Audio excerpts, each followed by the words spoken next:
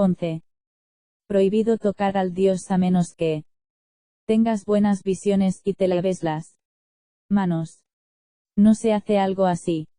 No anuncias que tu padre construyó una casa misteriosa en un lugar sagrado para las dríades, y luego te levantas, y te largas sin dar explicaciones. Sin embargo, eso fue justo lo que hizo Meg.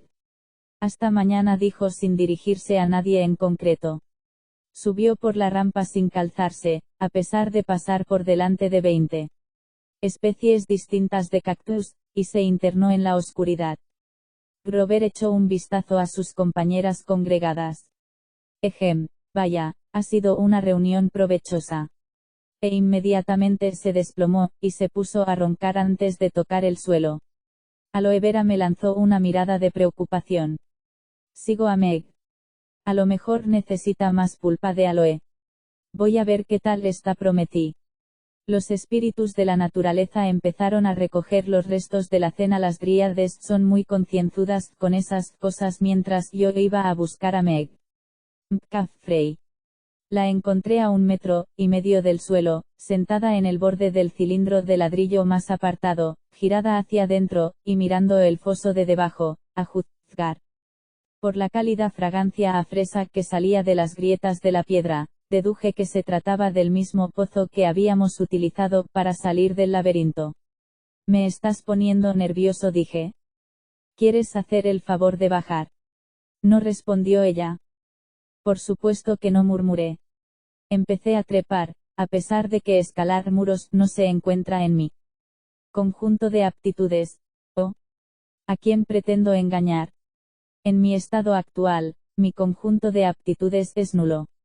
Me senté con Meg en el borde del cilindro, y me puse a columpiar los pies sobre el abismo por el que habíamos escapado.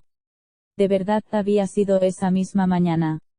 No podía ver la red de fresales entre las sombras, pero su olor resultaba intenso y exótico en el marco desértico. Es curioso cómo algo común puede volverse especial en un entorno nuevo, o, en mi caso, como un dios increíblemente especial puede volverse de lo más común.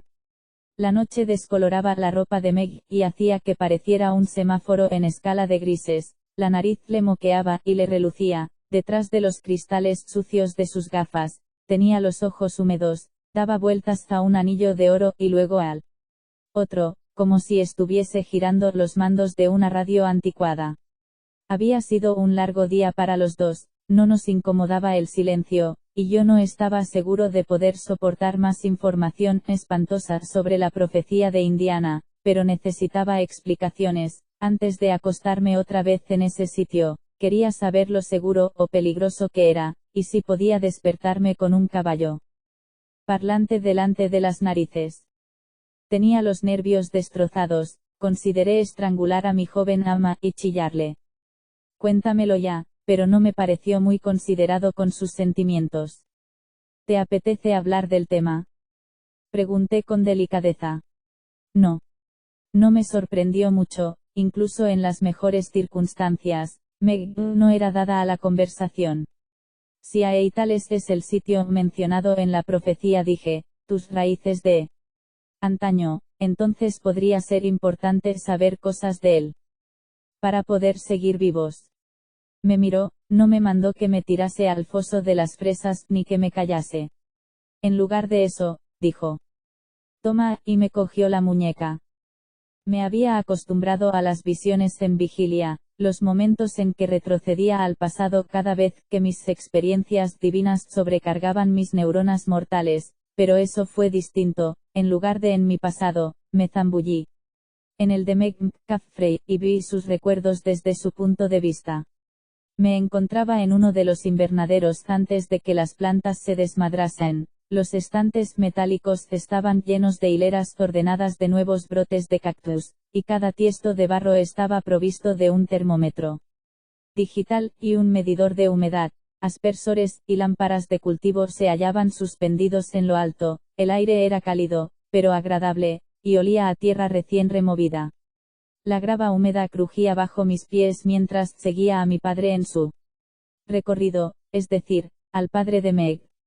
Le vi sonreírme desde mi posición privilegiada de niña, cuando era Apolo, había coincidido con él en otras visiones, un hombre maduro de cabello moreno rizado, y nariz ancha y pecosa, lo había visto en Nueva York dándole a Meg una rosa de su madre, Demeter. También había visto su cadáver abierto en canal en la escalera de la estación de Grand Central, con el pecho destrozado a cuchilladas o arañazos, el día que Nerón se convirtió en el padrastro de Meg. En ese recuerdo del invernadero, Meg Caffrey no parecía mucho más pequeña que en las otras visiones. Las emociones que percibía me indicaban que tenía unos 5 años, la misma edad que tenía cuando ella y su padre terminaron en Nueva York, pero el señor Caffrey parecía mucho más contento en esa escena, mucho más a gusto. Mientras Meg contemplaba el rostro de su padre, me sentí abrumado por su alegría y su satisfacción. Estaba con su padre, la vida era maravillosa. Al señor Caffrey le brillaban los ojos, cogió un brote de cactus plantado en un tiesto, y se arrodilló para enseñárselo a Meg. A este lo llamo Hércules porque lo soporta todo, dijo. Flexionó el brazo, y gritó. Grrr. Y a Meg le dio un ataque de risa. ¿Cuál es? Repitió ella. Enséñame más plantas. El señor Caffrey dejó a Hércules en el estante, y levantó un dedo como un mago. Observa. Metió la mano en el bolsillo de su camisa vaquera, y ofreció su puño. Ahuecado a Meg. Intenta abrirlo, dijo. Ella tiró de sus dedos. No puedo. Sí que puedes, eres muy fuerte. Esfuérzate. Grrr. Dijo la pequeña Meg. Esta vez consiguió abrir la mano de su padre, y descubrió 6 semillas hexagonales del tamaño de unas pequeñas monedas, en el interior de sus gruesas pieles. Las semillas emitían un brillo tenue que les hacía parecer una flota de ovnis diminutos. Oh, exclamó. ¿Puedo comérmelas? Su padre se rió. No, tesoro, son unas semillas muy especiales, nuestra familia ha intentado producir semillas como estas desde. Silbó en voz baja hace mucho tiempo, ¿y cuándo las plantemos? ¿Qué? Preguntó Meg entrecortadamente. Serán muy especiales, prometió él. Más fuertes aún que Hércules. Plántalas ahora. Su padre le revolvió el pelo. Todavía no, Meg. No están listas, pero cuando llegue el momento. Necesitaré tu ayuda, las plantaremos juntos. ¿Me prometes que me ayudarás? Te lo prometo, dijo ella, con toda la solemnidad de su corazón de niña de 5 años. La escena cambió. Meg entró descalza en el bonito salón de Aeitales, donde su padre se hallaba de cara a una pared de cristal curvo con vistas a las luces nocturnas de Palm Springs. Hablaba por teléfono de espaldas a Meg. Ella debería haber estado durmiendo, pero algo la había despertado, tal vez una pesadilla, tal vez la sensación de que su padre estaba alterado. No, no lo entiendo, dijo él por el teléfono. No tienes derecho, esta finca no es. Sí, pero mi investigación no puede. Eso es imposible. Meg avanzó sigilosamente. Le gustaba estar en el salón, no solo por la bonita vista, sino por la sensación de la madera noble encerada bajo sus pies descalzos, lisa, fría y suave. Era como si se deslizase por una capa de hielo viviente. Le gustaban las plantas que su padre tenía en las estanterías, y en unos tiestos gigantes repartidos por toda la sala, cactus con flores de muchos colores, árboles de Josué que formaban columnas vivientes, y sostenían el techo extendiéndose en una red de ramas peludas, y puntiagudos macizos verdes. Meg era demasiado pequeña para comprender que los árboles de Josué no debían hacer eso. A ella le parecía de lo más lógico que la vegetación se entrelazase, y contribuyese a formar la casa. También le gustaba el gran pozo circular del centro de la sala, la cisterna, lo llamaba su padre, que estaba separado con una cerca por motivos de seguridad, pero tenía la maravillosa capacidad de refrescar la casa entera, y hacer que resultase segura y afianzada. A Meg le encantaba bajar corriendo por la rampa y meter los pies en el agua fresca de la piscina del fondo, aunque su padre siempre le decía: no te mojes demasiado. Te convertirás en una planta.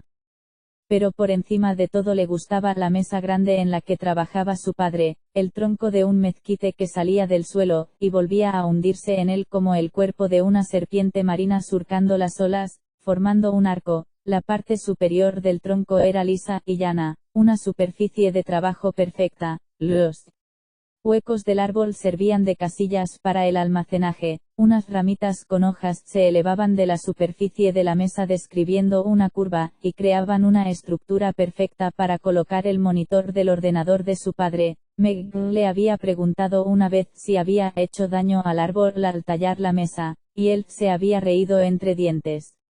No, tesoro, yo nunca haría daño al árbol. El mezquite se ofreció a transformarse en mesa. A la Meg de 5 años tampoco le parecía raro hablar de un árbol como si fuera una persona.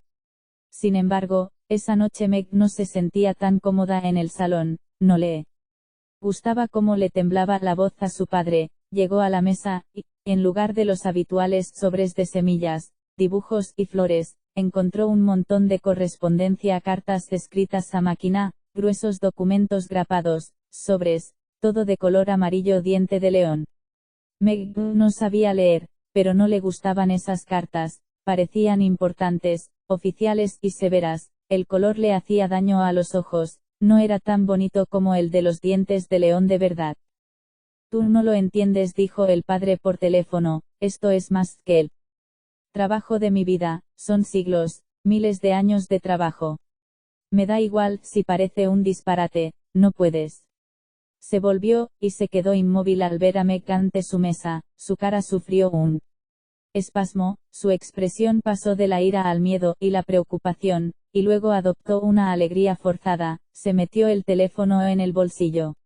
Hola, tesoro, dijo con una voz aguda, no podías dormir. ¿Verdad? Sí. Yo tampoco.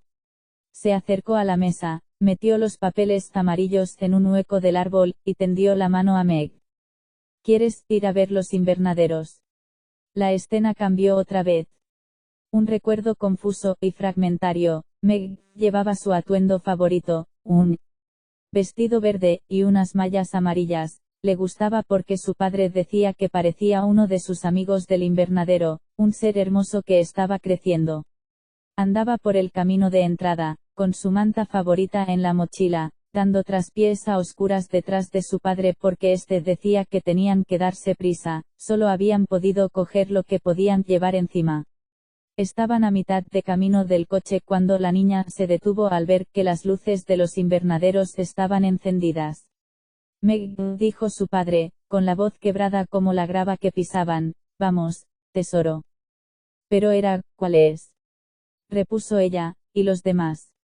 No podemos llevárnoslos, explicó él, conteniendo un sollozo. Meg nunca le había oído llorar antes, y se sintió como si la tierra desapareciese debajo de ella. ¿Las semillas mágicas? Preguntó. ¿Podemos plantarlas en el sitio al que vamos? La idea de ir a otra parte le resultaba insoportable y terrible. Ella no había conocido otro hogar que Aitales. No podemos, Meg. Su padre apenas podía hablar. Tienen que crecer aquí, y ahora. Miró atrás para ver la casa, que flotaba sobre sus enormes soportes de piedra, con las ventanas resplandecientes de luz dorada, pero algo no iba bien. Unas siluetas oscuras atravesaban la ladera, unos hombres, o algo que parecían hombres, vestidos de negro rodeaban la finca, y más siluetas oscuras daban vueltas en lo alto, con unas alas que tapaban las estrellas. Su padre le cogió la mano. No hay tiempo, tesoro, tenemos que irnos, ya. Lo último que Meg recordaba de Aitales era estar sentada en la ranchera de su padre, con la cara y las manos pegadas a la ventanilla trasera, tratando de no perder de vista las luces de la casa. Solo estaban a media cuesta cuando su hogar estalló en una flor de fuego. Dejé escapar un grito ahogado, y mis sentidos volvieron súbitamente al presente. Meg apartó la mano de mi muñeca. La miré asombrado, mi percepción de la realidad dio tal vuelco que temí caer al foso de las fresas. Meg. ¿Cómo has? Ella se tocó un callo de la palma de la mano. No sé, necesitaba hacerlo. Una respuesta muy propia de ella. Aún así, los recuerdos habían sido tan dolorosos, y tan vivos, que me dolía el pecho, como si me hubieran dado una descarga con un desfibrilador. ¿Cómo había compartido Meg su pasado conmigo? Sabía que los sátiros podían crear una conexión por empatía con sus amigos más íntimos. Grover Underwood tenía una con Percy Jackson, que, según él, explicaba por qué a veces tenía unos antojos inexplicables de tortitas de arándanos. Poseía Meg un don parecido, tal vez porque estábamos unidos como ama y sirviente. ¿No lo sabía? Lo que sí sabía era que sufría, mucho más de lo que expresaba. Las tragedias de su breve vida habían empezado antes de la muerte de su padre, habían empezado aquí. Estas ruinas eran lo único que quedaba de la vida de la que podía haber disfrutado. Tenía ganas de abrazarla, créeme, no era un sentimiento que experimentase a menudo. Las posibilidades de que me diera un codazo en las costillas o un golpe en la nariz con la empuñadura de la espada eran elevadas. Titubeé. Has tenido esos recuerdos desde el principio. ¿Sabes lo que tu padre quería hacer aquí? Ella se encogió de hombros lánguidamente, cogió un puñado de tierra, y lo dejó caer poco a poco en el foso como si plantase semillas. Philip, dijo Meg, como si se le acabase de ocurrir el nombre. Mi padre se llamaba Philip Caffrey. El nombre me recordó a Filipo, el rey macedonio que había sido el padre de Alejandro, un buen guerrero, pero nada divertido. Nunca le interesó la música, ni la poesía, ni el tiro con arco. Para Filipo solo existían las falanges. ¡Qué aburrido! Philip Caffrey fue muy buen padre, dije, procurando que la amargura no aflorase a mi voz. Yo tampoco tenía mucha experiencia en materia de padres buenos. Olía a abono, recordó Meg, pero en el buen sentido. Yo no sabía la diferencia entre un buen y un mal olor a abono, pero asentí con la cabeza respetuosamente. Contemplé la hilera de invernaderos, sus contornos apenas se veían contra el cielo nocturno negro rojizo. Era evidente que Philip Caffrey había sido un hombre con talento. Un botánico, quizá. Desde luego había contado con el favor de Demeter. ¿Cómo, si no, podía haber construido una casa como Aeitales en un lugar con semejante poder natural? ¿En qué había estado trabajando, y a qué se refería cuando decía que su familia había estado investigando en el mismo campo durante miles de años? Los humanos casi nunca pensaban en términos de milenios, tenían suerte si sabían los nombres de sus bisabuelos. Y lo más importante, ¿qué le había pasado a Aeitales y por qué? ¿Quién había echado a los Caffrey de su casa, y los había obligado a dirigirse al este, a Nueva York? La última pregunta, por desgracia, era la única a la que creía que tenía respuesta. Calígula hizo esto, dije, señalando los cilindros en ruinas de la ladera. Es a lo que se refería Incitatus cuando dijo que el emperador se encargó de este sitio. Meg se volvió hacia mí con cara de piedra. Tenemos que averiguarlo. Mañana, tú, Grover y yo, encontraremos a esa Piper y ese Jason. Las flechas de mi carcaj hicieron ruido, pero no estaba seguro de si la flecha de Dodona vibraba para llamarme la atención o si me temblaba el cuerpo. ¿Y si Piper y Jason no saben nada útil? Meg se limpió la tierra de las manos. ¿Forman parte de los 7? No. Los amigos de Percy Jackson. Pues sí. Entonces sabrán alguna cosa, nos ayudarán, encontraremos a Calígula. Exploraremos ese sitio laberíntico, liberaremos a la Sibila, y apagaremos el fuego, y todo eso. Admiré su capacidad para resumir nuestra misión con tan elocuentes palabras. Por otra parte, no me entusiasmaba explorar el sitio laberíntico, aunque contásemos con la ayuda de otros 2 semidioses poderosos, en la antigua Roma. También había habido semidioses poderosos, y muchos habían intentado derrocar a Calígula, pero todos habían muerto. No me quitaba de la cabeza la visión de la Sibila en la que se disculpaba por una noticia terrible. ¿Desde cuándo se disculpaba un oráculo? Te salvaría si pudiera, la salvaría a ella. La sibila había insistido en que yo fuera a rescatarla, solo yo podía liberarla, aunque fuera una trampa.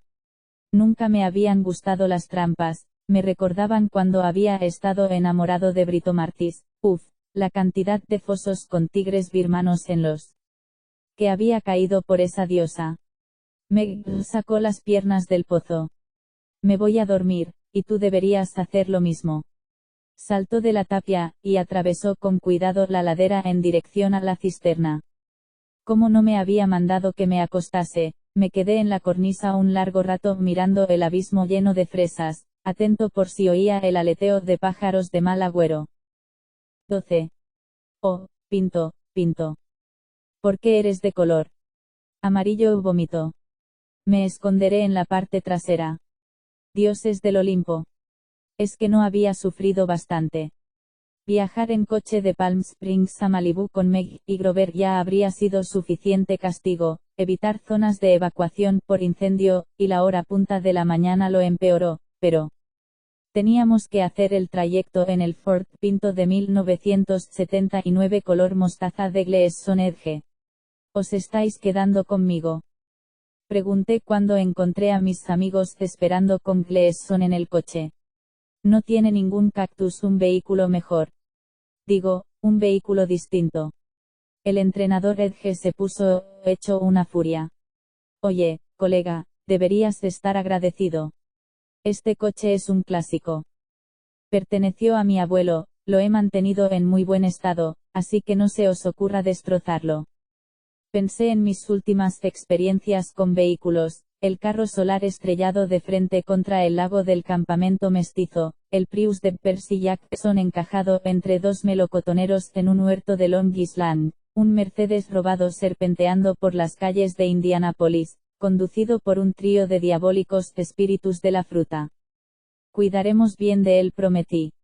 El entrenador Edge consultó con Grover para asegurarse de que sabía cómo encontrar la casa de los McLean en Malibú. Los McLean deberían seguir allí, meditó Edge, al menos, eso. Espero. ¿Qué quiere decir? Preguntó Grover. ¿Por qué no iban a estar allí? Edge tosió. En fin, buena suerte. Dadle recuerdos a Piper si la veis, pobrecilla. Se volvió, y regresó trotando colina arriba.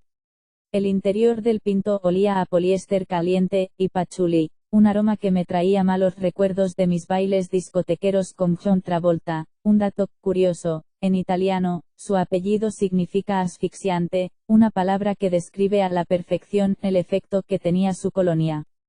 Grover se puso al volante ya que Gleason solo le confió las llaves a él. Qué maleducado.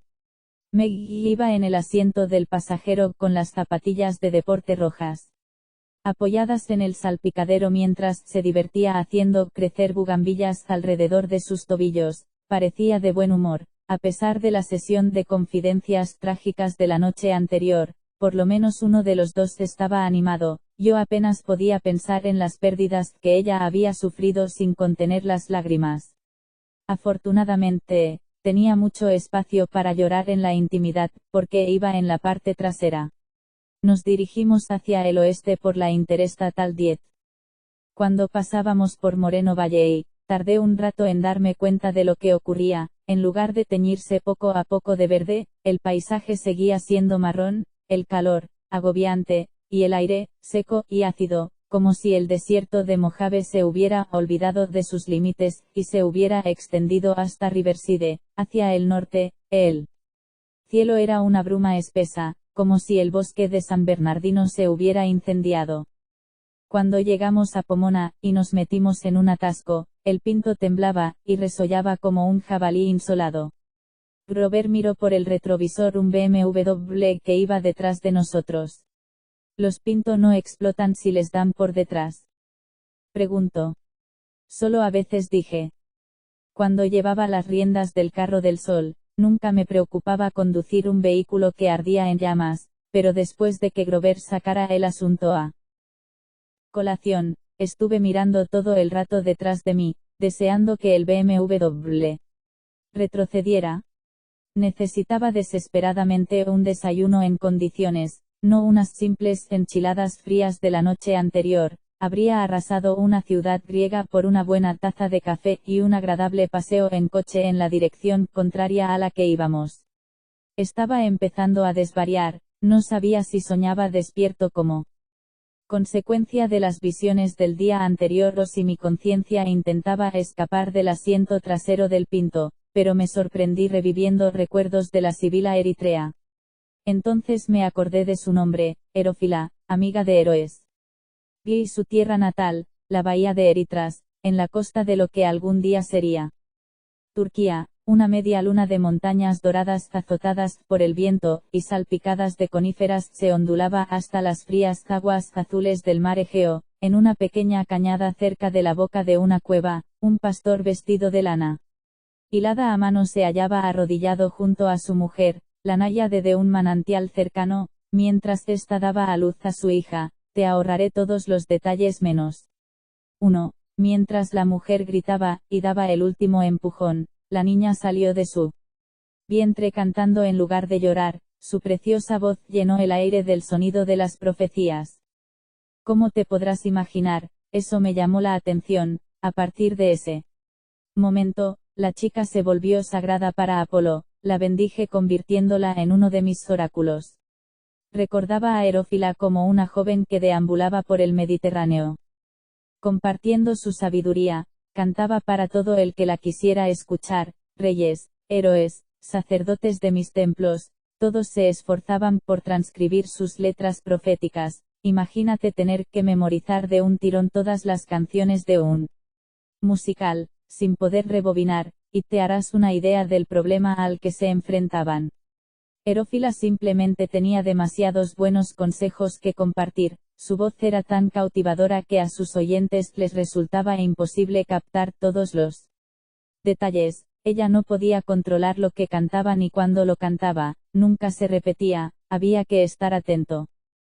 Predijo la caída de Troya, vaticinó el ascenso de Alejandro Magno, y aconsejó a Eneas dónde debía establecer la colonia de lo que un día se convertiría en Roma, pero hicieron caso los romanos de sus consejos, como cuidado con los emperadores, no os volváis locos con los gladiadores o las togas no son una buena tendencia. No, no lo hicieron.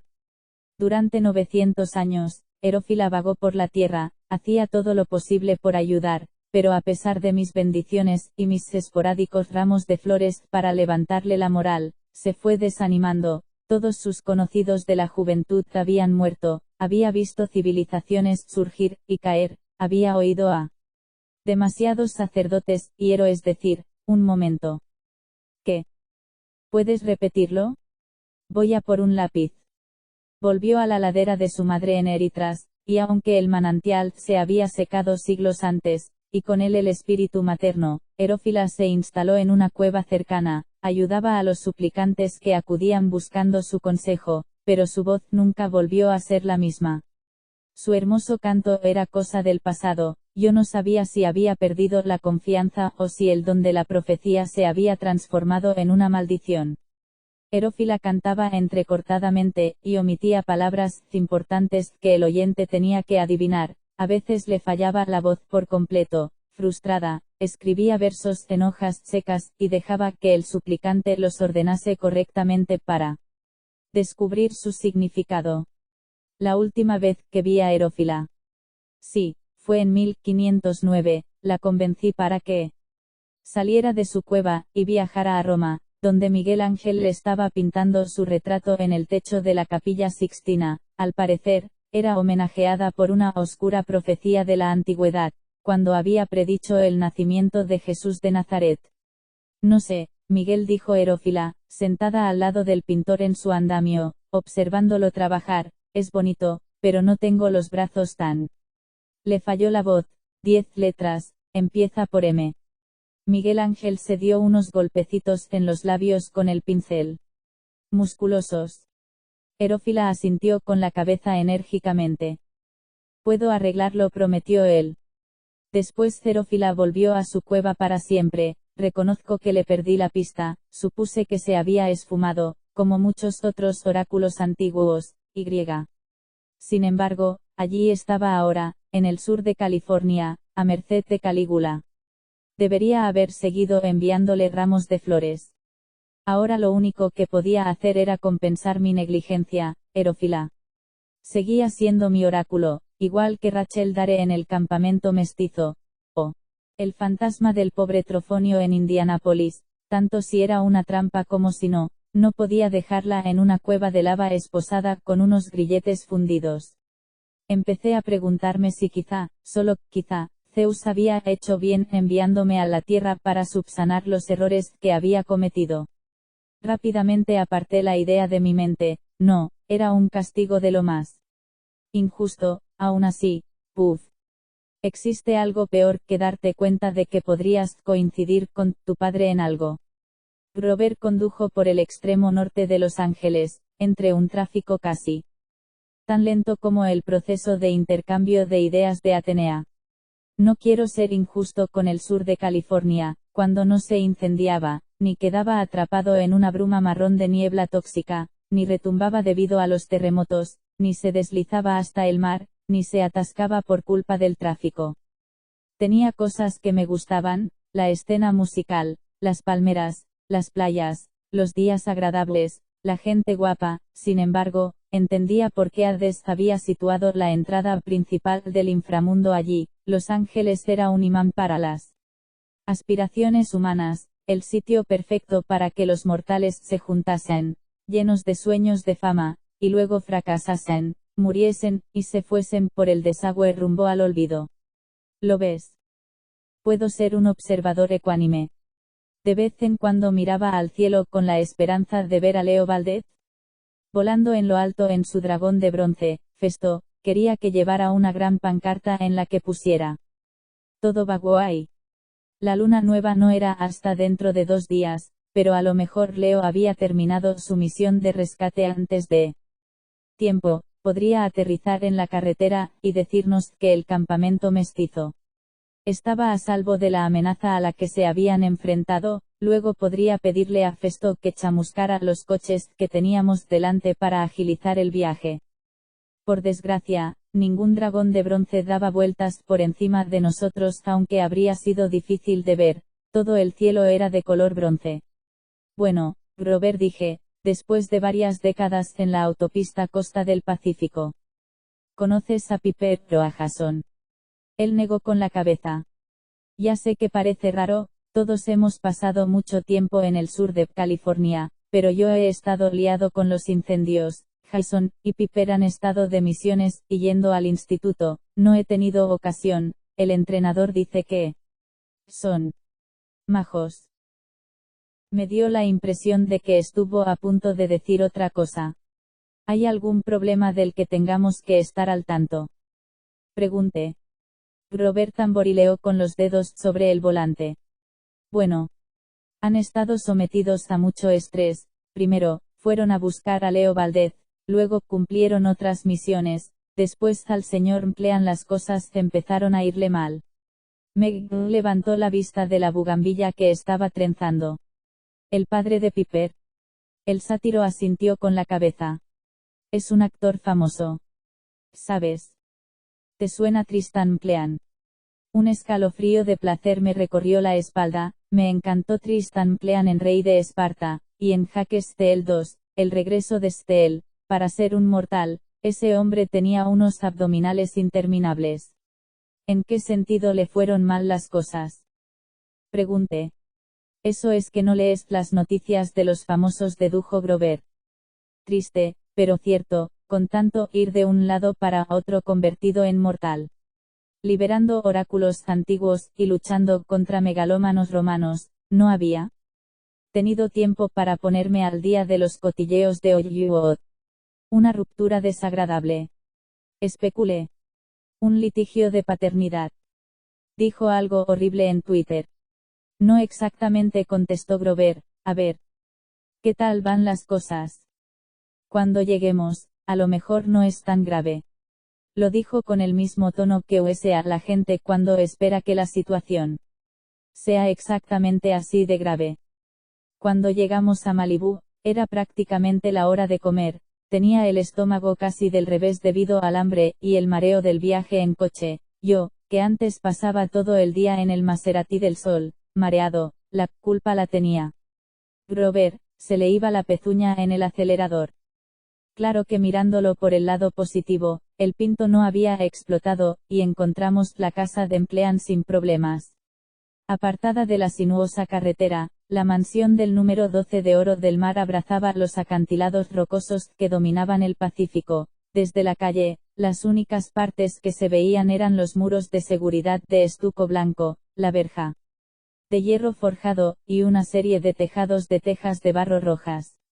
El lugar habría irradiado una sensación de privacidad y de tranquilidad zen de no ser por los camiones de mudanzas aparcados enfrente. La verja estaba abierta de par en par, y cuadrillas de hombres corpulentos transportaban sofás, mesas y grandes obras de arte, paseándose de acá para allá al final del camino de entrada con aspecto desaliñado y aturdido, como si acabara de salir de un accidente de tráfico. Se hallaba Tristan Emplean.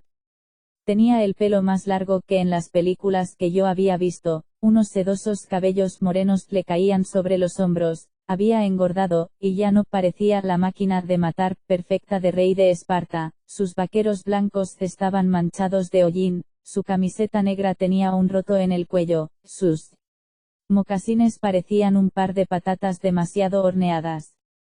Resultaba extraño que un famoso de su talla estuviera delante de su casa de Malibú sin vigilantes, ni asistentes personales, ni fervientes fans, ni siquiera una multitud de paparazzis para hacerle fotos embarazosas. ¿Qué le pasa?, me pregunté. Meg miró a través del parabrisas entornando los ojos. Tiene buen aspecto.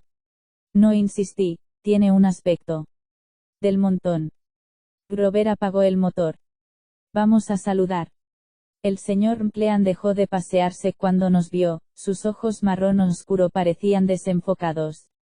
Sois los amigos de Piper. Yo no encontraba las palabras para contestar, hice un sonido gutural que no emitía desde que conocí a Grace Kelly. Sí, señor, dijo Grover. Está en casa. Casa. Tristan Emplean paladeó la palabra, pareció resultarle amarga y carente de significado. Entrad, señaló vagamente al fondo del camino de acceso, creo que está. Su voz se fue apagando al ver a dos empleados de la empresa de mudanzas que se llevaban una gran estatua de mármol de un siluro. Adelante, no importa. No estaba seguro de si se dirigía a nosotros o a los de la empresa de mudanzas, pero su tono de derrota me inquietó más aún que su aspecto. Atravesamos unos jardines con setos esculpidos y fuentes chispeantes. Cruzamos una entrada de ancho doble con puertas de roble pulidas, y accedimos a la casa. El suelo de baldosas de saltillo rojas relucía, y las paredes blancas conservaban las marcas de los cuadros que habían estado colgados hasta hacía poco. A nuestra derecha se extendía una cocina gourmet que hasta Edesia, la diosa romana de los banquetes, habría adorado. Ante nosotros se hallaba un gran salón con el techo de vigas de cedro de casi 10 metros de altura, una enorme chimenea, y una pared con puertas de cristal correderas que daban a una terraza con vistas al mar. Lamentablemente, la estancia era una cáscara hueca, ni muebles, ni alfombras, ni obras de arte, solo unos cuantos cables que caían de la pared, y una escoba, y un recogedor apoyados en un rincón. Un salón tan imponente no debería haber estado vacío, parecía un templo sin estatuas, música y ofrendas de oro. Oh, ¿por qué me torturo con esas analogías? Sentada en el borde de la chimenea examinando un montón de papeles, había una joven de piel bronceada, y pelo moreno cortado a capas. Su camiseta de manga corta naranja del campamento mestizo me hizo suponer que estaba mirando a Piper, hija de Afrodita y Tristan Emplean. Nuestros pasos resonaban en el inmenso espacio, pero Piper no levantó la vista cuando nos acercamos, tal vez estaba demasiado absorta en sus papeles o daba por hecho que éramos de la empresa de mudanzas. ¿Quieren que vuelva a levantarme?, murmuró. Yo diría que la chimenea se queda aquí. Dije. Alzó la vista, sus iris multicolores reflejaban la luz como prismas nublados. Me observó como si no estuviera segura de a quién miraba, que bien conocía la sensación, y acto seguido echó el mismo vistazo a Meg. Fijó la mirada en Grover, y se quedó boquiabierta. Yo te conozco, dijo, de las fotos de Annabeth. ¿Eres Grover? Se levantó de golpe, y los papeles se desperdigaron sobre las baldosas. ¿Qué ha pasado? ¿Están bien Annabeth y Percy? El sátiro retrocedió poco a poco, una reacción comprensible considerando la expresión intensa de Piper. Están bien. Contestó, al menos eso creo, hace, un tiempo que no hablo con ellos, pero tengo una conexión por empatía con Perky, así que si no estuviera bien, creo que lo sabría. Apolo, Meg se arrodilló, recogió un papel caído con expresión todavía más seria que Piper. Mi estómago acabó de ponerse del revés. ¿Por qué no me había fijado antes? En el color de los documentos. Todos los papeles, sobres, informes, cartas comerciales eran de color amarillo diente de león. Finanzas NH, leyó Meg en el membrete, sección de terrenos. Triunvirato. Piper le arrebató el papel de la mano. Eso es privado. A continuación se volvió hacia mí como si estuviese rebobinando mentalmente. Un momento. ¿Te ha llamado Apolo? Eso me temo. Le dediqué una torpe reverencia. Apolo, dios de la poesía, la música, el tiro con arco, y muchas otras disciplinas importantes, a tu servicio, aunque en mi carné de conducir pone Lester Papadopoulos. Ella parpadeó. ¿Qué? Ella es Meg McCaffrey, dije, hija de Demeter. No quería ser indiscreta, es que hemos visto unos papeles como estos antes. La mirada de Piper pasó de mí a Meg y a Grover. El sátiro se encogió de hombros como diciendo, bienvenida a mi pesadilla. Vais a tener que ponerme al día, decidió. Le hice un breve resumen lo mejor que pude, mi caída a la tierra, mi servidumbre hacia Meg, mis dos anteriores misiones para liberar los oráculos de Dodona y Trofonio, mis viajes con Calipso y Leo Valdez. Leo. Piper me agarró tan fuerte el brazo que temí que fuera a dejarme morados. Está vivo. Me haces daño, gimoteé.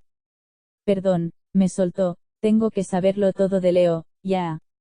Obedecí lo mejor que pude, temiendo que si no lo hacía me sacara la información del cerebro físicamente. Será impresentable, masculló, lo buscamos durante meses. Y aparece en el campamento como si nada. Si conviene, hay una lista de espera de gente para pegarle, podemos darte hora para el otoño que viene, pero ahora mismo necesitamos tu ayuda. Tenemos que liberar a la sibila del emperador Calígula. La expresión de Piper me recordó la de un malabarista que trata de seguir 15 objetos distintos en el aire al mismo tiempo.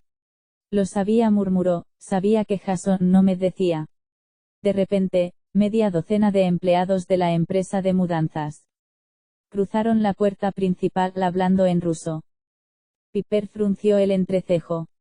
Hablemos en la terraza, dijo, intercambiaremos malas noticias. 13.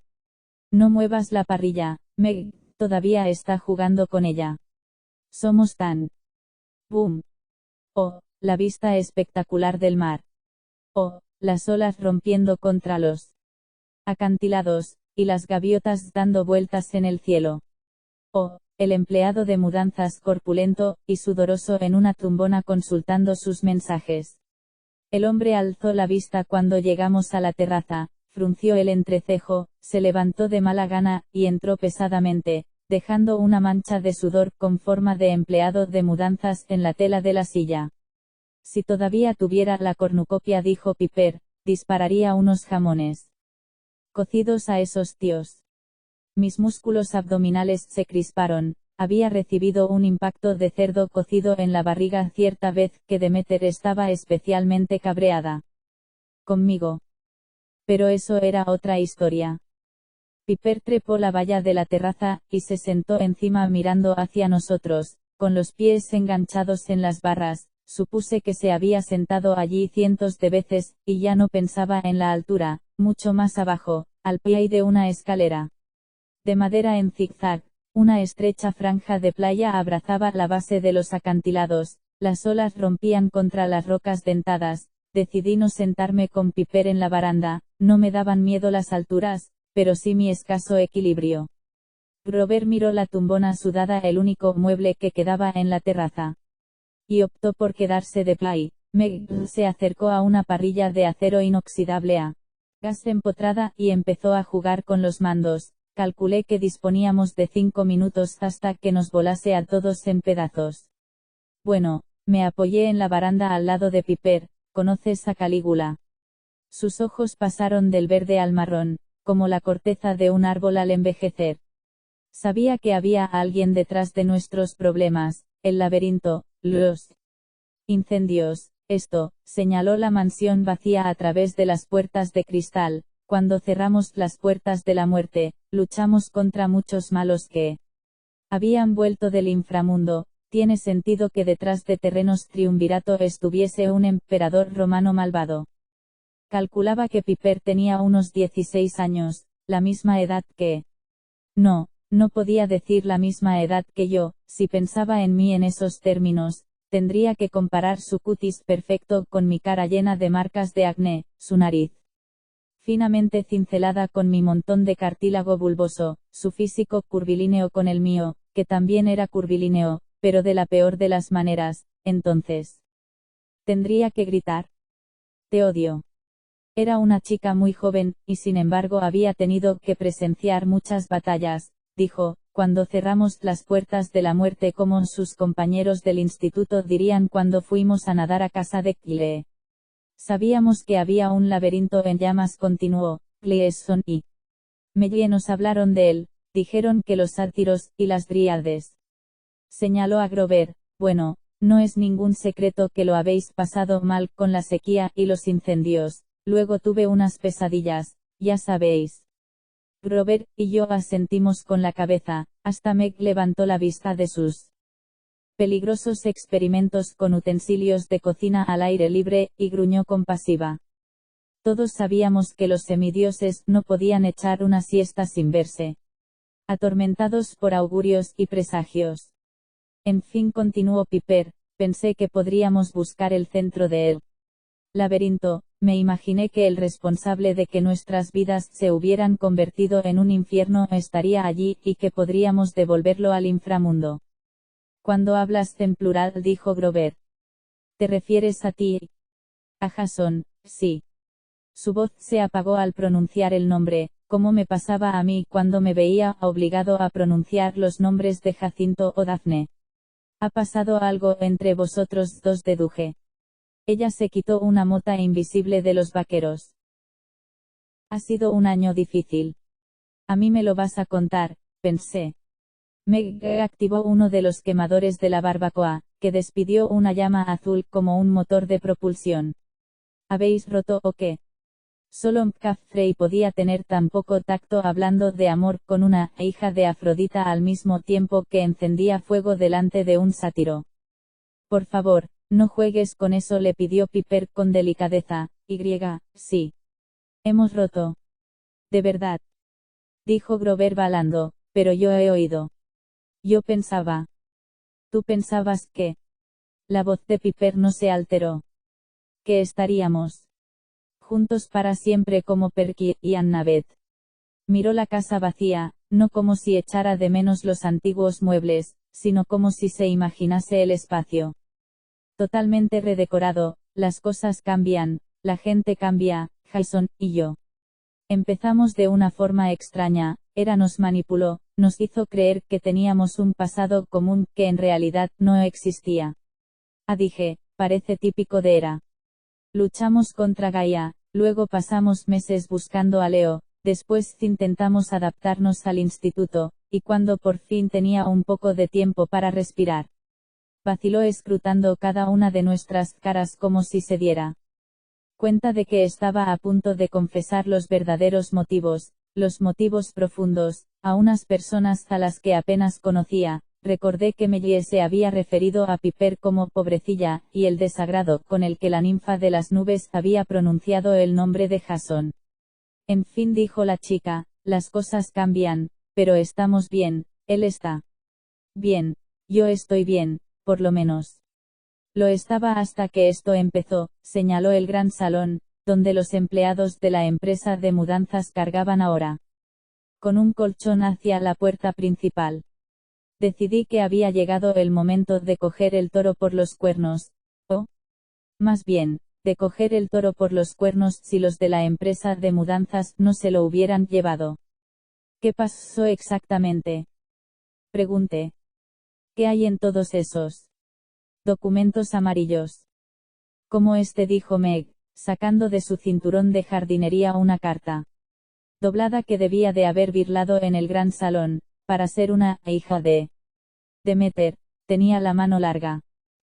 Meg, dije, eso no es tuyo. Puede que fuera un poco susceptible a los robos de correo ajeno. Artemisa había rebuscado una vez en mi correspondencia, y había encontrado unas cartas picantes de Lucrecia Borgia que me había estado recordando durante décadas. Finanzas NH, insistió Meg, Neoselios, Calígula. ¿Verdad? Piper clavó las uñas en la barandilla de madera. Deshazte de ella, por favor. Meg tiró la carta a las llamas. Grover suspiró. Podría habérmela comido, es mejor para el medio ambiente, y el papel de carta está riquísimo. El comentario arrancó una débil sonrisa a Piper. El resto es todo vuestro, prometió. En cuanto a lo que pone en las cartas, todo es palabrería legal y financiera aburrida. En resumen, mi padre está arruinado. Me miró arqueando una ceja. ¿De verdad no has visto ninguna crónica de sociedad? Ni las portadas de las revistas. Eso mismo le pregunté yo, dijo Grover. Tomé nota mental de visitar el kiosco más cercano, y abastecerme de material de lectura. Llevo un retraso terrible, reconocí. ¿Cuándo empezó todo? Ni lo sé, dijo ella. Jane, la ex asistente personal de mi padre. Estaba en el ajo, también su gestor financiero, su contable, su agente, esa empresa, Terrenos Triunvirato. Abrió las manos como si describiera un desastre natural que no podría haber previsto. Se tomaron muchas molestias, debieron de dedicar años y decenas de millones de dólares para destruir todo lo que mi padre había construido, sus méritos, sus bienes, su reputación en los estudios. Todo se perdió cuando contratamos a Mellie.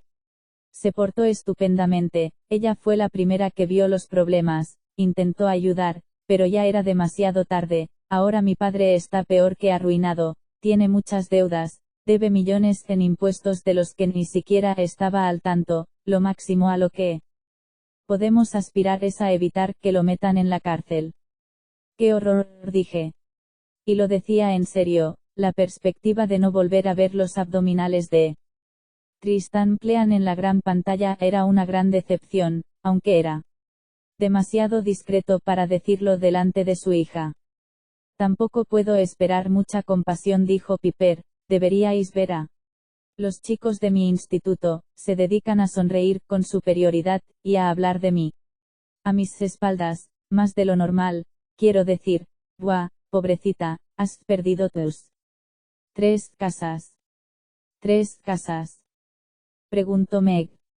Yo no veía qué tenía eso de sorprendente. La mayoría de las deidades menores y los famosos que conocía tenían por lo menos una docena, pero Piper adoptó una expresión avergonzada. Ya sé que es ridículo, dijo, nos han embargado 10 coches, y el helicóptero, van a ejecutar la hipoteca de esta casa a finales de semana, y a quedarse el avión. ¿Tienes un avión? Meg asintió con la cabeza como si fuera lo más lógico del mundo. Mola. Piper suspiró. Me dan igual las cosas, pero el simpático ex guardaparques que trabajaba para nosotros de piloto se va a quedar sin trabajo, y Mellie y Gleason han tenido que marcharse, también el personal de la casa, pero sobre todo me preocupa mi padre. Seguí su mirada. Tristan Clean deambulaba ahora por el gran salón, mirando las paredes lisas, Me gustaba más, cuando encarnaba a un héroe, el papel de padre destrozado no le pegaba. Ha estado recuperándose, nos explicó Piper, el año pasado lo secuestró un gigante. Me estremecí, un hombre podía quedar marcado gravemente si lo raptaban gigantes. Ares había sido secuestrado por 2 hacía milenios, y nunca volvió a ser el mismo. Antes era arrogante y pesado, después, arrogante, pesado e irritable. Me sorprende que tu padre no haya perdido la cabeza, dije. El rabillo de los ojos de Piper se puso tirante. Cuando lo rescatamos de las garras del gigante, utilizamos una poción para borrarle la memoria. Afrodita dijo que era lo único que podíamos hacer por él, pero ahora, ¿cuántos golpes puede soportar una persona? Grover se quitó el gorro, y se lo quedó mirando tristemente. A lo mejor estaba pensando cosas respetuosas, o a lo mejor solo tenía hambre. ¿Qué haréis ahora? Nuestra familia todavía tiene propiedades en las afueras de Taleca, Oklahoma, el terreno cherokee original, dijo Piper, a finales de semana. Aprovecharemos el último viaje en el avión para volver a casa. Esta batalla la ha ganado vuestro emperador malvado. No me gustaba que se refirieran a los emperadores como míos, tampoco me gustaba la forma en que dijo casa, como si ya hubiera aceptado que viviría el resto de su vida en Oklahoma, que conste que no tengo nada contra Oklahoma. Mi amigo Woody Guthrie era de Okema, pero normalmente los mortales de Malibú no lo veían como una mejora.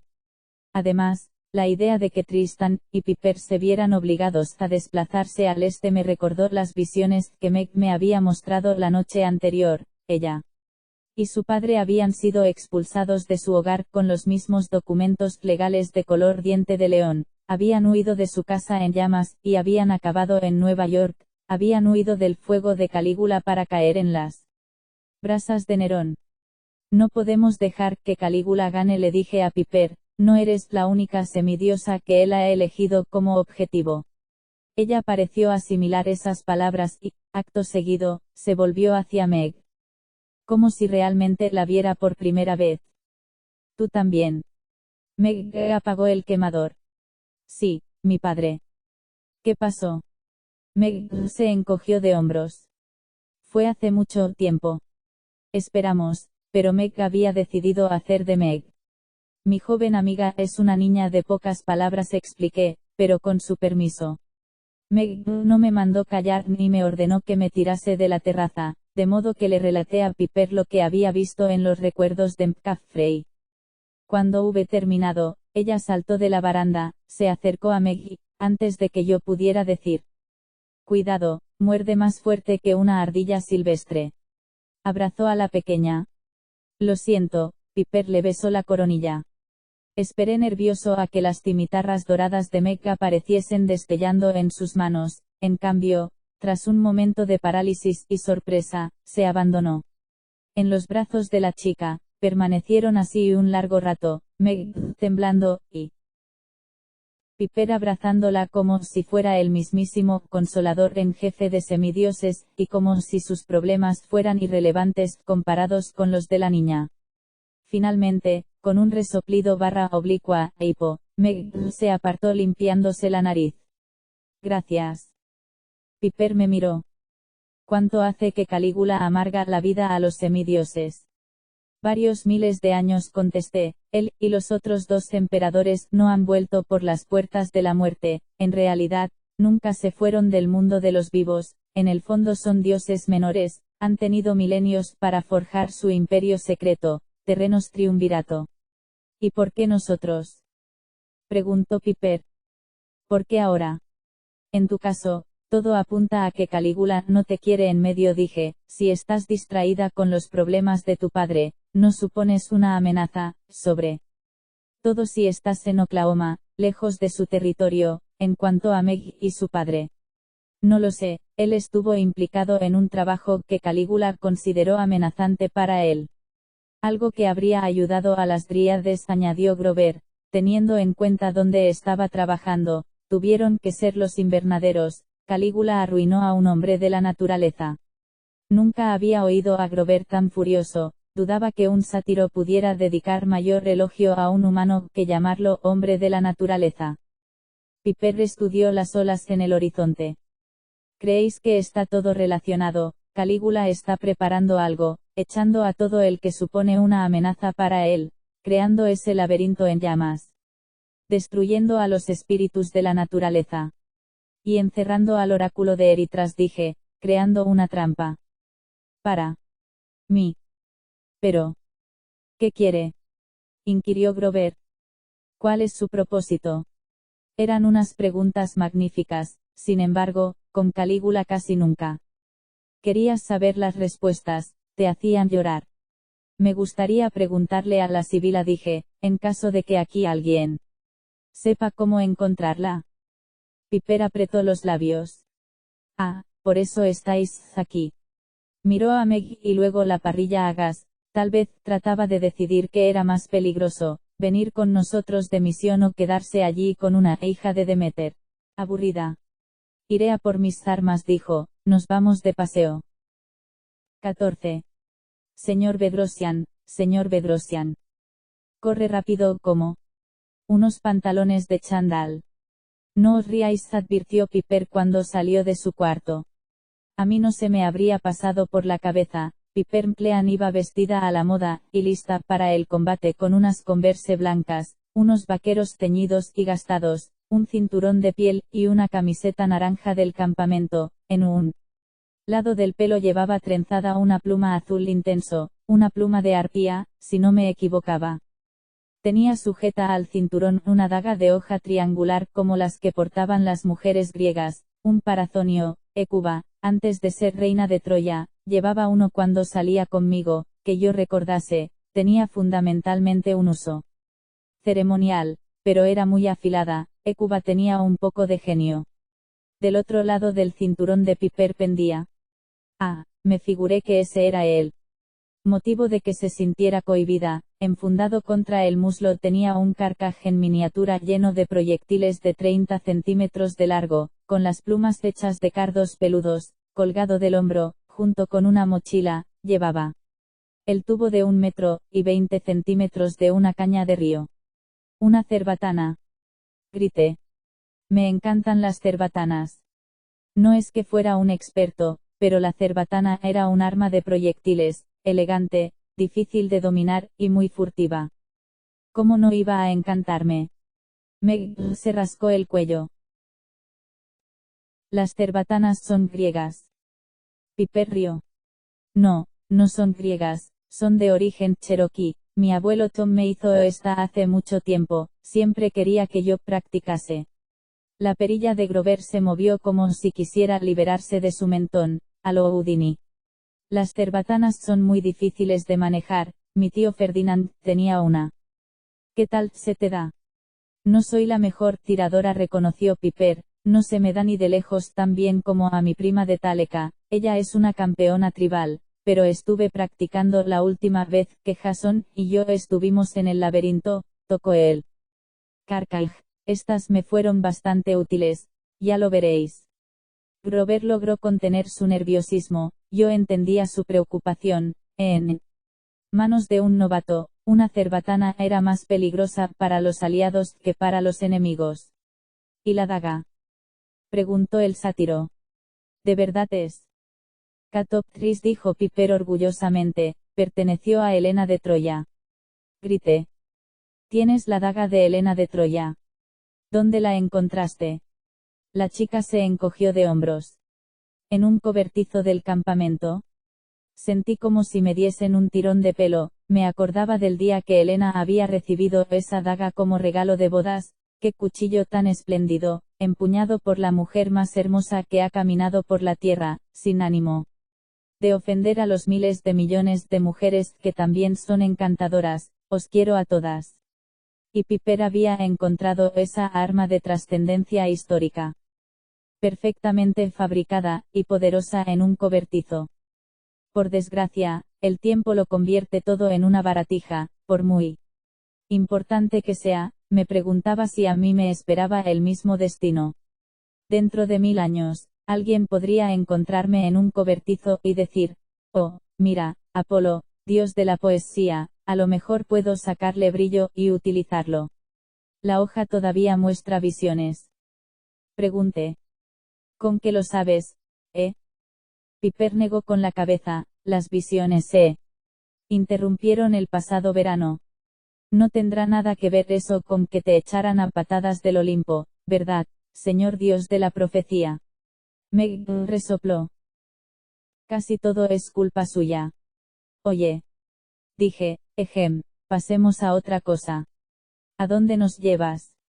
Exactamente, Piper. Si os han embargado todos los coches, me temo que tendremos que conformarnos con el pinto del entrenador Edge. Ella sonrió burlonamente. Creo que tenemos algo mejor, seguidme. Nos llevó hasta el camino de acceso, donde el señor Mclean había reanudado sus funciones de vagabundo al helado, andaba sin rumbo fijo por la entrada con la cabeza gacha como si buscase una moneda en el suelo, se había pasado los dedos por el pelo, y le habían quedado algunos mechones de punta. Los empleados de la empresa de mudanzas estaban haciendo el descanso para comer delante de la puerta trasera de una camioneta, y comían en unos platos de porcelana que sin duda habían estado en la cocina de los Mclean poco antes. El señor Mclean miró a Piper, no parecieron preocuparle la daga ni la cerbatana. ¿Vas a salir? Solo un rato, ella le besó en la mejilla. Volveré por la noche, no dejes que se lleven los sacos de dormir. Vale. Podemos acampar en la terraza. Será divertido. Está bien, él le dio una palmadita en el brazo distraídamente. Buena suerte. Con los estudios. Sí, dijo Piper, con los estudios. ¿Cómo no adorar la niebla? Puedes salir tranquilamente de tu casa armada hasta los dientes, y acompañada de un sátiro, una semidiosa, y un antiguo dios de él. Olimpo Fofo, y gracias a la magia alteradora de la percepción de la niebla, tu padre mortal cree que vas a estudiar con un grupo de compañeros, eso es, papá. Tenemos que repasar unos problemas de matemáticas sobre la trayectoria de los dardos de cerbatana contra blancos en movimiento.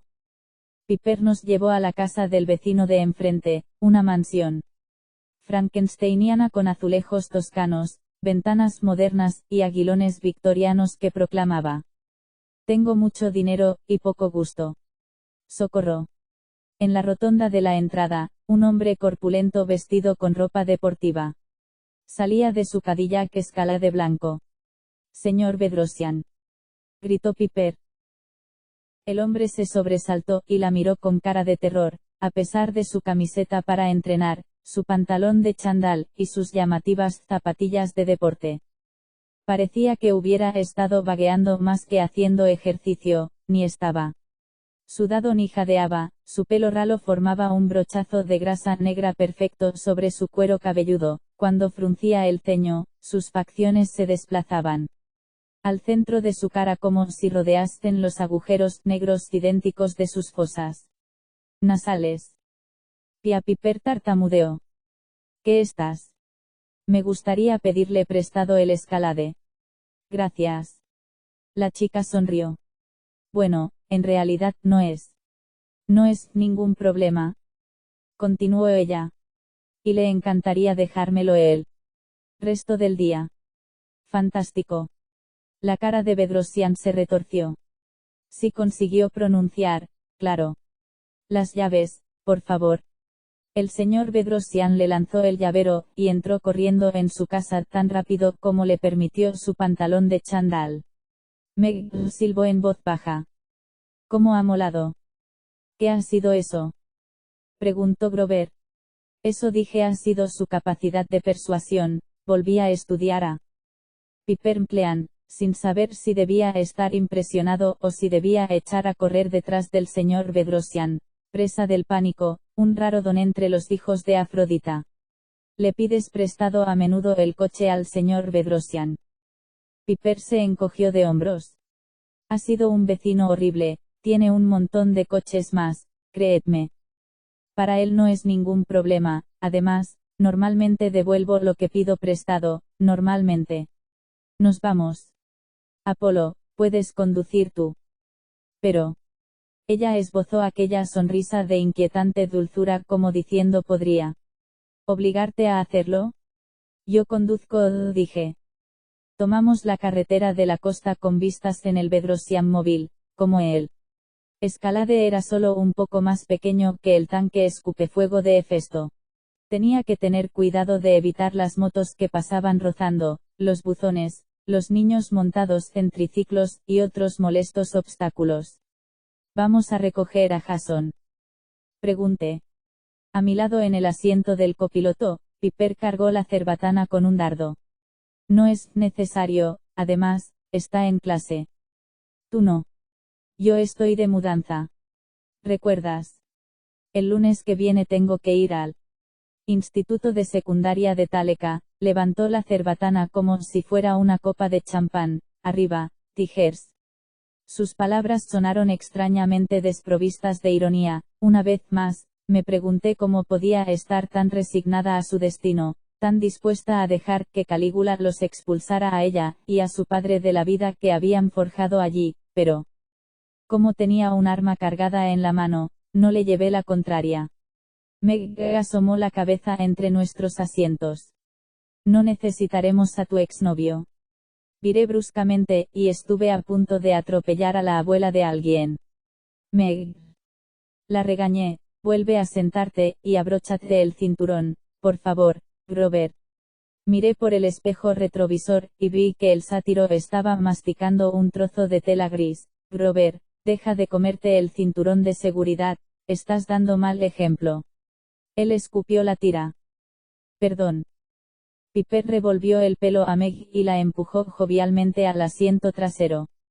Respondiendo a tu pregunta, no, estaremos muy bien sin Jason. Yo puedo enseñaros cómo entrar en el laberinto. Al fin y al cabo, fue mi sueño, es la entrada que utiliza el emperador, así que debería ser la forma más directa de llegar al centro, donde tiene a vuestra Sibila. Y cuando entrasteis la otra vez dije. ¿Qué pasó? Se encogió de hombros.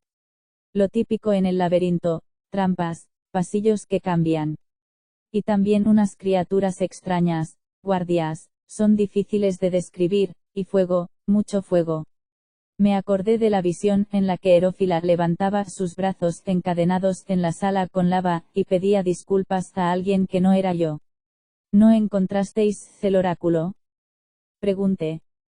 Piper se quedó callada a lo largo de media manzana contemplando vistas fugaces del mar entre las casas. Yo no, pero Jason y yo nos separamos un rato. Ahora me pregunto si me contó todo lo que le pasó. Estoy segura de que se cayó algo. Grover volvió a abrocharse el cinturón de seguridad machacado. ¿Por qué? Es una muy buena pregunta y un buen motivo para volver sin él, dijo Piper. Quiero verlo todo con mis propios ojos.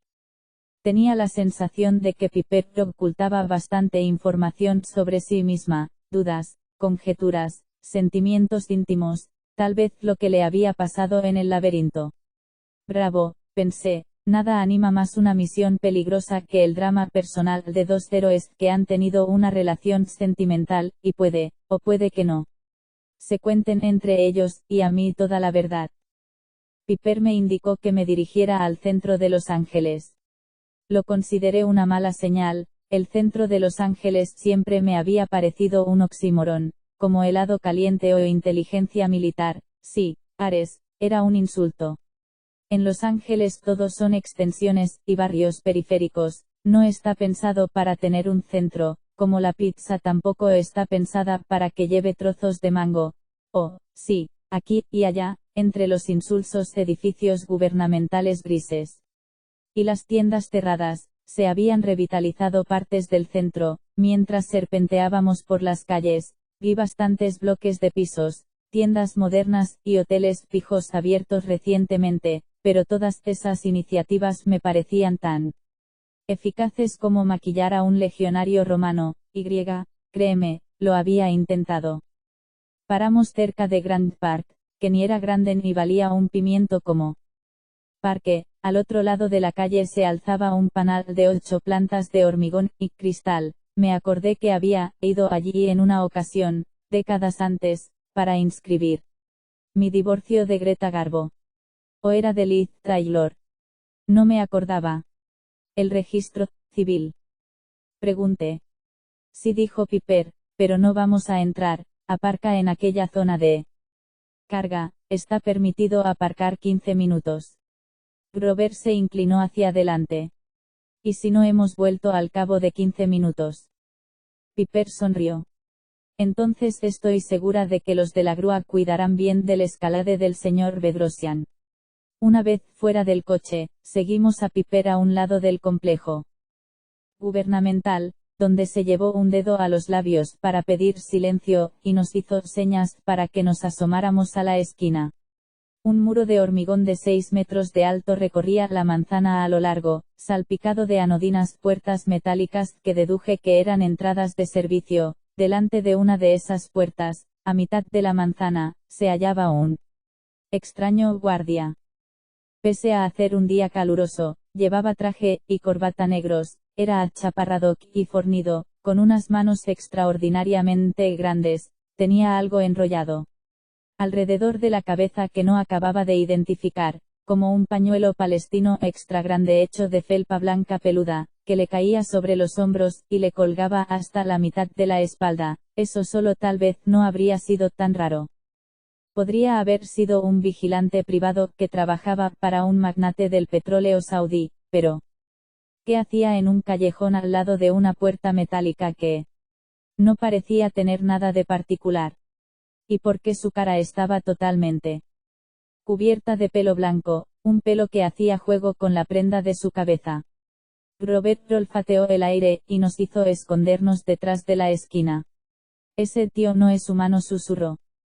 Premio para el sátiro, susurró a su vez Piper, aunque yo no sabía por qué hablábamos tan bajo, estábamos a media manzana de distancia, y había mucho ruido. ¿Qué es? Preguntó Meg. Piper miró el dardo de su cerbatana. Buena pregunta, pueden ser un auténtico problema si no los pillas por sorpresa. ¿Hay más de uno? Pregunté. Sí, Piper frunció el ceño, la última vez había dos, y tenían el pelo negro. No sé por qué este es distinto, pero esa puerta es la entrada del laberinto, así que tenemos que cargárnoslo. ¿Utilizo las espadas? Preguntó Meg. Solo si yo fallo. Piper tomó aire varias veces. ¿Listos? No creía que aceptara un no por respuesta, de modo que asentí con la cabeza como Grover y Meg. La chica salió, levantó la cerbatana y disparó.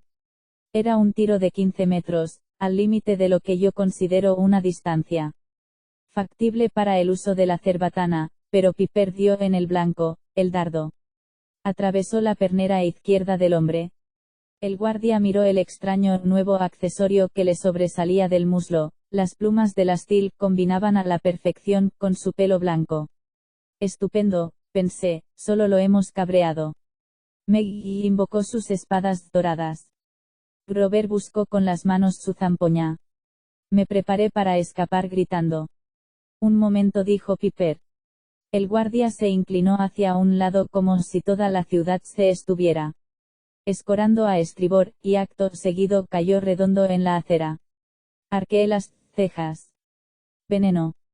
La receta especial del abuelo Tom, dijo Piper. Venga, vamos, os enseñaré lo más raro de cara peluda. 15. Grover se pira pronto, es un sátiro listo. Lester no lo es demasiado. ¿Qué es? Volvió a preguntarme. Qué gracioso. Gracioso no habría sido el adjetivo que yo habría elegido. El guardia estaba tumbado boca arriba, en estado semiconsciente, echando espuma por la boca, con los ojos medio cerrados, y los párpados temblando.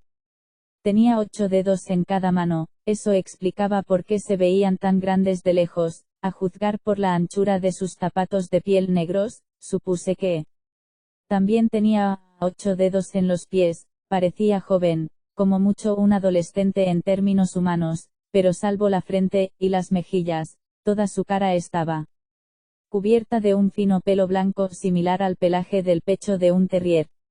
Sin embargo, lo más llamativo eran sus orejas. Lo que yo había confundido con una prenda para la cabeza se había desenrollado, y había dejado al descubierto 2 óvalos de cartílago caídos con forma de orejas humanas, pero del tamaño de una toalla de playa cada uno. por lo que enseguida deduje que al pobre chico debían de haberlo apodado Dumbo en el colegio. Sus canales auditivos eran lo bastante anchos como para atrapar pelotas de béisbol, y estaban llenos de tantos pelos que Piper podría haberlos utilizado a modo de plumas para decorar todos los dardos de su carcaj.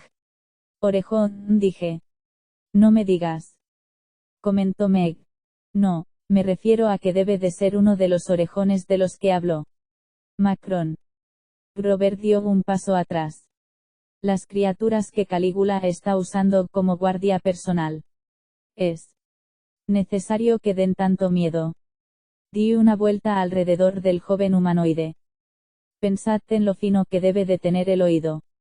Imaginaos todos los acordes de guitarra que podría tocar con esas manos. ¿Cómo es que nunca he visto esta especie antes? Serían los mejores músicos del mundo. Dijo Piper, yo no entiendo de música, pero luchan como no te imaginas. 2 de ellos estuvieron a punto de matarnos a Jason y a mí, y eso que ambos hemos luchado contra muchos monstruos. No veía que el guardia llevara armas encima, pero no me costaba creer que fuera un duro rival. Esos puños de 8 dedos podrían haber hecho mucha pupa. Aún así, me parecía un desperdicio entrenar a esas criaturas para la guerra. Increíble, murmuré, después de 4000 años, todavía descubro cosas nuevas. Como lo tonto que eres, dijo Meg sin que nadie le hubiera pedido su opinión. No. Entonces. Ya lo sabías. Chicos, nos interrumpió Grover. ¿Qué hacemos con el orejón? Matarlo, propuso Meg. La miré frunciendo el ceño. ¿Qué ha sido del qué gracioso? Y de todo lo que está vivo se merece una oportunidad de crecer. Trabaja para los emperadores, dijo ella, es un monstruo, volverá al tártaro convertido en polvo. No. Meg miró a Piper buscando confirmación, pero la chica estaba escudriñando la calle. Sigue pareciéndome raro que solo haya un guardia, dijo Piper, cavilando. ¿Y por qué es tan joven? Lo normal, después de que logramos entrar aquí la otra vez, es que hubieran puesto más guardias, a menos. No terminó la frase, pero yo la oí alto y claro, a menos que quieran que entremos. Estudié el rostro del guardia, que seguía temblando debido a los efectos del veneno. ¿Por qué su cara tenía que recordarme el pecho de un perro? ¿Hacía difícil matarlo? Piper. ¿Qué hace exactamente tu veneno? Se arrodilló, y sacó el dardo. A juzgar por el efecto que tuvo en los otros orejones, lo paralizará un buen rato, pero no lo matará. Es veneno de serpiente de coral diluido con unos ingredientes vegetales especiales. Recuérdame que nunca beba tu infusión de hierbas, murmuró Grover. La chica sonrió. Podemos dejar al orejón, no me parece justo mandarlo al tártaro.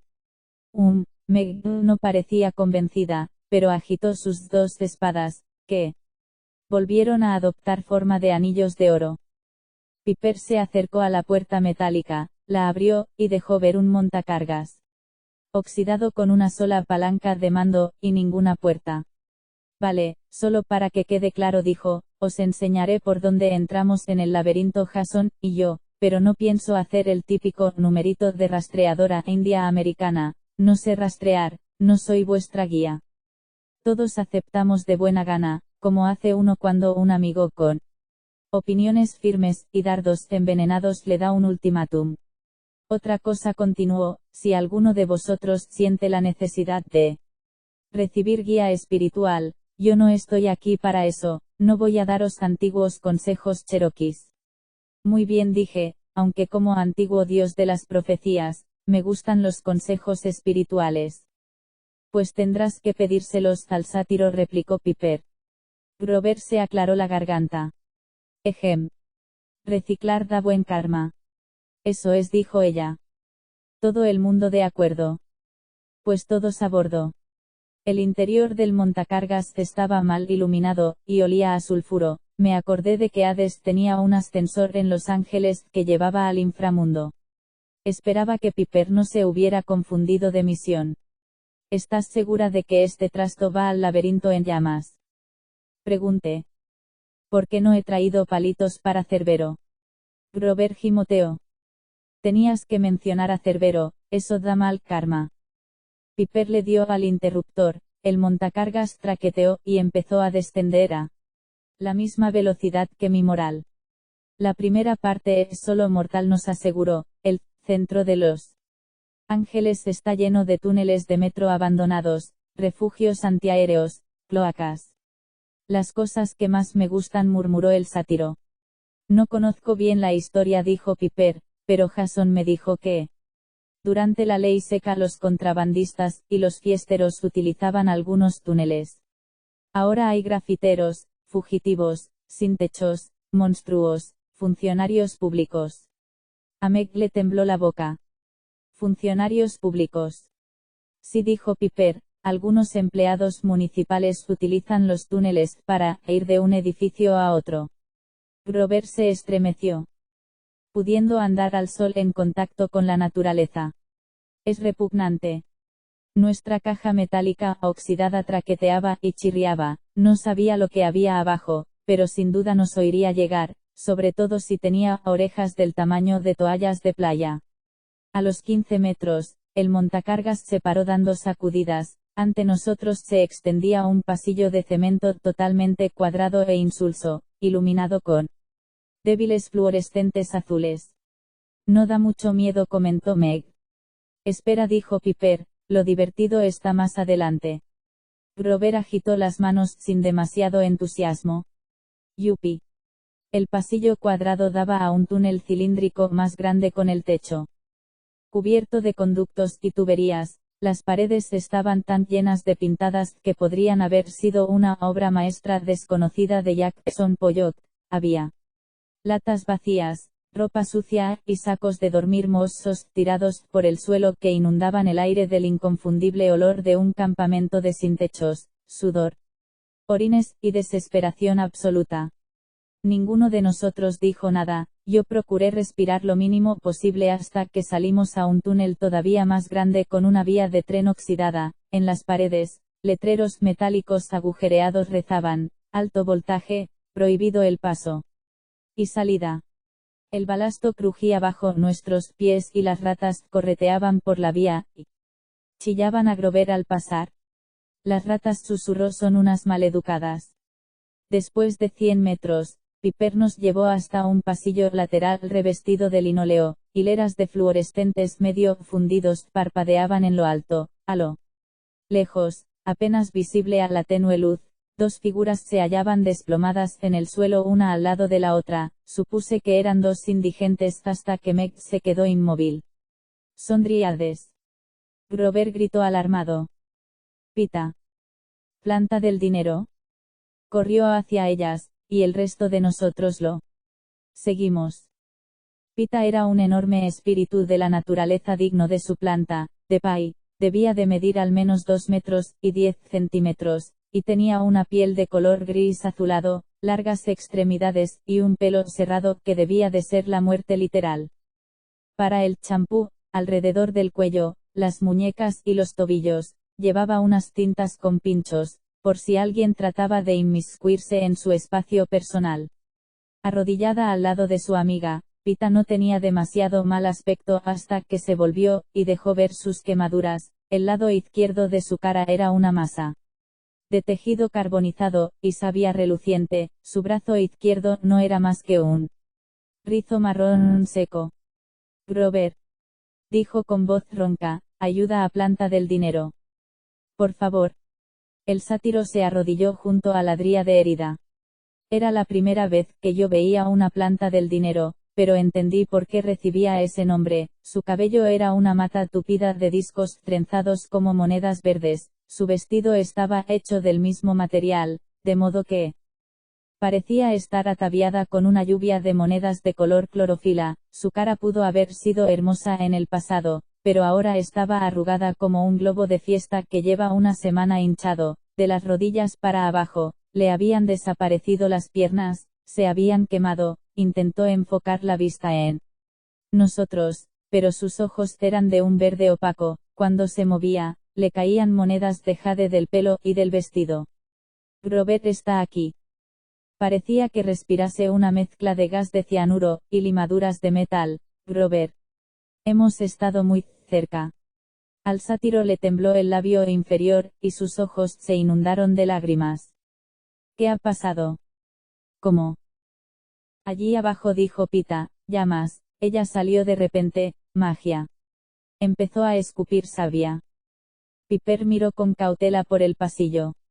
Voy a reconocer el terreno, enseguida vuelvo, no quiero que me pillen por sorpresa. Se fue a toda prisa por el corredor. Pita intentó hablar otra vez, pero se cayó de lado. Meg logró atraparla y sostenerla sin acabar atravesada. Tocó el hombro a la dríade y murmuró entre dientes. Crece, crece, crece. Las grietas del rostro carbonizado de Pita empezaron a curarse, y su respiración se calmó. A continuación, Meg se volvió hacia Planta del Dinero, le puso la mano en el pecho, y retrocedió cuando se le soltaron más pétalos de jade. No puedo hacer mucho por ella aquí abajo, dijo Meg. Las dos necesitan agua y sol, enseguida. Las llevaré a la superficie, se ofreció Grover. Yo te ayudaré, dijo Meg. No. Grover. No. Al sátiro se le quebró la voz. Cuando esté fuera, podré curarlas. Igual que tú, este es mi grupo de búsqueda, y estaban aquí obedeciendo mis órdenes, es mi responsabilidad ayudarlas, y tu misión está aquí abajo, con Apolo. ¿De verdad quieres que siga sin ti? A mí me pareció una magnífica observación, iba a necesitar la ayuda de Meg. Entonces me di cuenta de cómo me miraban los dos, como si dudasen de mis habilidades, de mi valor, y de mi capacidad, para cumplir la misión sin una niña de 12 años que me llevase de la mano. Tenían razón, está claro, pero no por eso resultaba menos vergonzoso. Me aclaré la garganta. Bueno, estoy seguro de que si no me quedara más remedio. Maggie y Grover ya habían perdido el interés por mí, como si mis sentimientos no fueran su principal preocupación. Ya, yo tampoco daba crédito. Juntos ayudaron a Pita a ponerse en pie. Estoy bien, insistió ella, tambaleándose precariamente, puedo andar. Coge a Planta del Dinero. Grover la recogió con delicadeza. Ten cuidado, le avisó Meg, no la sacudas o perderá todos los pétalos. No sacudir a Planta del Dinero, dijo el sátiro, entendido. Buena suerte. Grover se internó a toda prisa en la oscuridad, con las dos dríades justo. Cuando Piper volvía. ¿A dónde van? Preguntó. Meg se lo explicó. La chica frunció todavía más el ceño. Espero que no tengan problemas para salir, si el guardia se despierta. Dejó la frase en el aire. En fin, pongámonos en marcha, estad atentos, tened los ojos bien abiertos. A menos que me inyectase cafeína pura o me electrificase los calzoncillos, no sabía cómo podía estar más despierto ni cómo podía tener los ojos más abiertos. Maggie y yo seguimos a Piper por el sombrío pasillo iluminado con fluorescentes. A los 30 metros, el pasillo se abría a un inmenso espacio que parecía. Un momento dije. Esto es un aparcamiento subterráneo. Desde luego lo parecía, salvo por la ausencia total de coches. En el suelo de cemento abrillantado había flechas indicadoras amarillas, y filas de espacios cuadriculados pintados que se perdían en la oscuridad, hileras de columnas cuadradas sostenían el techo 6 metros más arriba, en algunas había letreros como tocar el claxon, salida, ceda el paso a los vehículos de L a derecha. En una ciudad con tantos coches como Los Ángeles, resultaba extraño que alguien abandonase un aparcamiento utilizable. Por otra parte, supuse que los parquímetros eran una buena solución cuando tu otra opción era un inquietante laberinto frecuentado por grafiteros, grupos de dríades y funcionarios públicos. Aquí es, dijo Piper, este es el sitio donde Jason y yo nos separamos. El olor a sulfuro era más intenso allí, mezclado con una fragancia más dulce, como a clavo y miel. Me puso nervioso porque me recordaba a algo que no acababa de identificar, algo peligroso. Resistí las ganas de huir. Me arrugó la nariz. Poaj.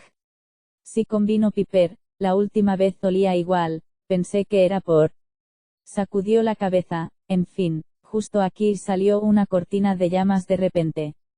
Jason corrió hacia la derecha, y yo hacia la izquierda, os lo aseguro, parecía un calor lleno de maldad, es el fuego más intenso que he notado en mi vida, y he luchado contra Encelado.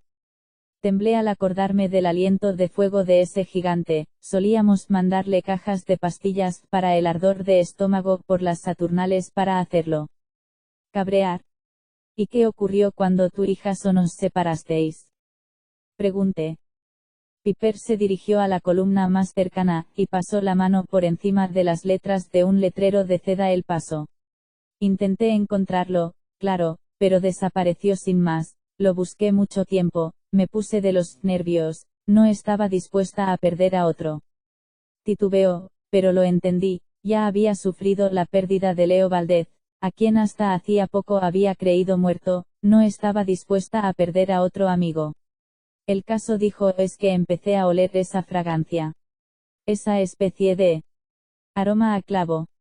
Es inconfundible, convine. Asqueroso, me corrigió Meg. Empezó a volverse muy intenso, continuó Piper, sinceramente, me asusté, sola, a oscuras, me entró pánico, me largué, hizo una mueca, no. Fue muy heroico, lo sé. Yo no iba a criticarla, considerando que en ese momento las rodillas me estaban temblando, y enviando un mensaje en código Morse. Huye. Jason apareció más tarde, dijo Piper, simplemente, cruzó la salida, no quiso hablar de lo que había pasado, solo dijo que no serviría de nada volver al laberinto, que las respuestas estaban en otra parte, dijo que quería considerar unas ideas, y que se pondría en contacto conmigo, se encogió de hombros. Eso fue hace 2 semanas, todavía estoy esperando. Encontró el oráculo, aventuré. Es lo que creo, a lo mejor, si vamos en esa dirección, señaló a la derecha. Lo descubrimos. Ninguno de nosotros se movió, ninguno gritó. Viva, y se zambulló alegremente en la oscuridad, perfumada de sulfuro. Los pensamientos me daban vueltas muy rápido en la cabeza. Un calor maligno, como si tuviera personalidad propia, el seudónimo del emperador, Neos Helios, el nuevo sol, el intento de Calígula por investirse así mismo Dios viviente, una frase que Nevio Macron había dicho, espero que quede suficiente de usted, para que la amiga mágica del emperador pueda trabajar. Y esa fragancia a clavo y miel, como un perfume antiguo, combinada con sulfuro. Pita ha dicho, ella salió de repente, recordé. La mano de Piper apretó la empuñadura de su daga. Esperaba haber oído mal, o a lo mejor con ella se refería a planta del dinero. Dijo Meg, escuchad. Era difícil con el ruido que me hacía la cabeza mientras me daba vueltas, y el chisporroteo de la electricidad en mis calzoncillos, pero al final lo oí, un estrépito de madera y metal resonando en la oscuridad, y el susurro y el chirrido de unas grandes criaturas que se movían con rapidez. Piper, dije. ¿A qué te recuerda ese perfume? ¿Por qué te dio miedo? Sus ojos eran ahora de un azul eléctrico como su pluma de arpía. Una vieja amiga, alguien que mi madre me avisó que algún día volvería a ver, pero no podía ser ella. Una hechicera, deduje. Chicos, nos interrumpió Meg.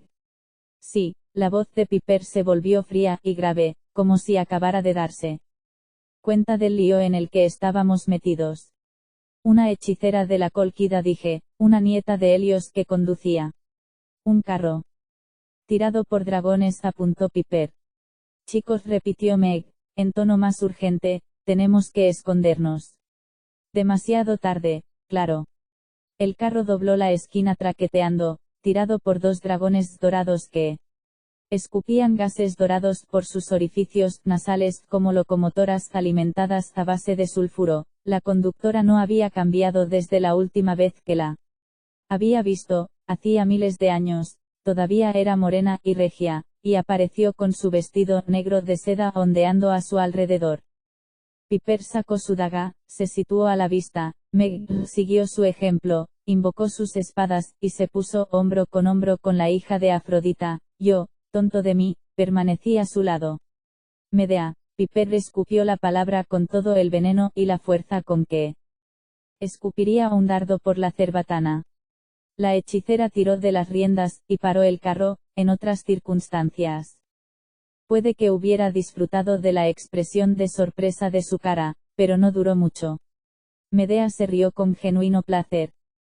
Piper Plean, querida muchacha, me clavó su mirada oscura y rapaz. Este es Apolo, deduzco. Oh, me has ahorrado mucho tiempo y molestias. Cuando hayamos terminado, servirás de aperitivo a mis dragones.